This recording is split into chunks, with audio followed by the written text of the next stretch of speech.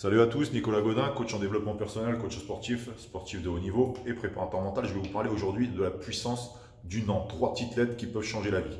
Donc je m'adresse aussi bien aux ados, aux femmes, aux hommes, aux sportifs, aux chefs d'entreprise, peu importe. Le non est extrêmement puissant, ne le sous-estimez pas. Bien souvent, par rapport à notre culture, par rapport à notre éducation, par rapport à beaucoup de choses, on a appris que le non pouvait être mal perçu. Alors, on peut se rapprocher un petit peu des enfants qui spontanément vont dire non, vont pas dire ce oui toujours de politesse sans oublier soi-même. Voilà, vous prenez l'exemple d'un petit qui n'a pas faim, qui n'aime pas, il va pas vous dire oui pour vous faire plaisir.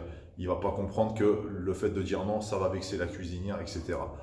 On doit réapprendre à dire non. Le fait de dire oui, oui, oui, oui, parce que quand il va le prendre, oui, vous vivez plus pour vous, vous vivez pour les autres. Et là, vous oubliez. Et le fait de vous oublier, vous vous manquez de respect à vous-même. Vous allez influencer aussi les autres à vous manquer de respect. Donc, soyez vigilants sur le non. Voilà. Voilà. Quand c'est non, c'est non. Il y a Confucius qui disait le courage, c'est de faire ce qui est juste. Et si vous trouvez légitime de dire non, arrêtez de dire oui. Arrêtez de dire oui toujours pour faire plaisir aux autres. Ça, c'est extrêmement important pour votre intégrité à vous, pour vous protéger. Le fait de dire ah oui, je vais dire oui, je dis oui, c'est la facilité de dire oui. C'est la facilité et finalement à la fin ça vous amène dans une souffrance. Donc stop.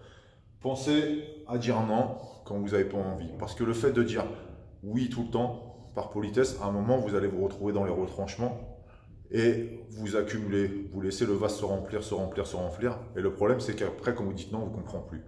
D'accord? On prend ça comme du conflit, on prend ça comme de la contradiction. Que voilà, dites-le non. Après, il suffit juste derrière de le verbaliser. Non, je suis désolé, je préfère pas parce que ceci, parce que cela. Ok? C'est extrêmement important, c'est simple, hein, je ne devrais même pas faire de tuto sur ça. Et pourtant, je suis certain que ça concerne extrêmement de gens. Le refus du non, c'est ce qui va vous attirer vers le harcèlement sexuel, le harcèlement moral.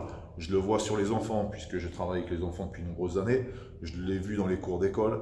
Voilà, les petits, on les formate déjà à dire oui à tout. Le fait de dire oui à tout, pour éviter le rejet social, pour éviter ceci, pour éviter cela. C'est comme ça qu'il y a des abus. Quand vous tombez face à un pervers narcissique, une fois de plus, une fois que vous êtes plus grand dans la vie adolescente ou dans la vie adulte, ou dans la vie même dans la vie professionnelle ou sportive, vous oubliez, vous ne respectez plus. Donc si vous voulez vous faire respecter, pensez à dire non.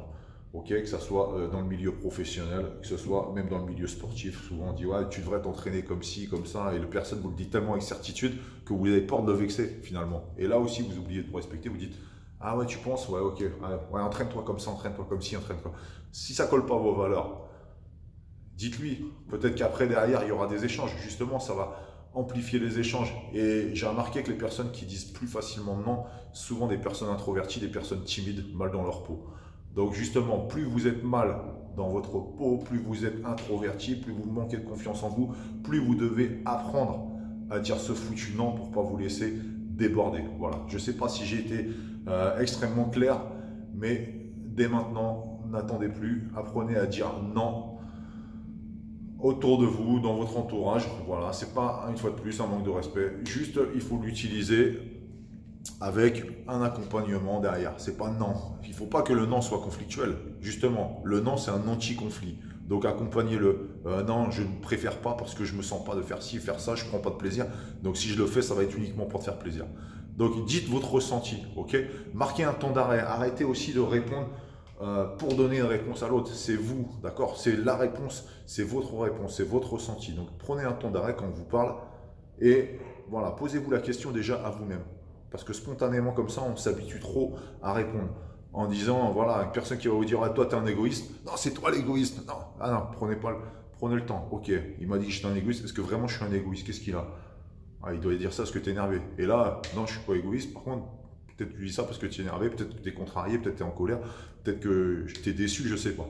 Donc, posez-vous déjà la question, parlez-vous à vous-même et ensuite, après, derrière, envoyez une bonne réponse. Voilà, voilà. À très bientôt. Ciao, bye.